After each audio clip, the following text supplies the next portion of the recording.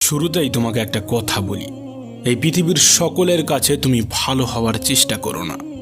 তুমি চাইলেও এই পৃথিবীর সকলের কাছে ভালো হতে পারবে না। আজ পর্যন্ত কেউ তা পারেনি, আর তুমিও পারবে না। যদি সৎ হতে হয়, যদি ভালো হতেই হয়, তাহলে নিজের কাছে হও, নিজের পিতামাতার কাছে হও। কিছু কিছু জিনিস, কিছু কিছু আদর্শ মেনে চলা উচিত। তার মধ্যে একটি আদর্শ হলো বন্ধুদের সাথে কখনো বিশ্বাসঘাতকতা করবে না। শুধু তাই নয়, বিশ্বাসঘাতকের সাথেও কখনো বন্ধুত্ব করবে না। নিজের মধ্যে একটা জিনিস থাকা খুবই প্রয়োজন, খুবই জরুরি, আর তা হলো সৎ সাহস। যদি ভুলকে ভুল এবং ঠিককে ঠিক বলার সাহস তোমার মধ্যে না থাকে, তাহলে তোমার মধ্যে সৎ সাহস এবং ক্ষমতা কোনোটাই নেই। তোমার সাথে তোমার রবের সম্পর্ক সব থেকে বেশি গভীর হওয়া উচিত।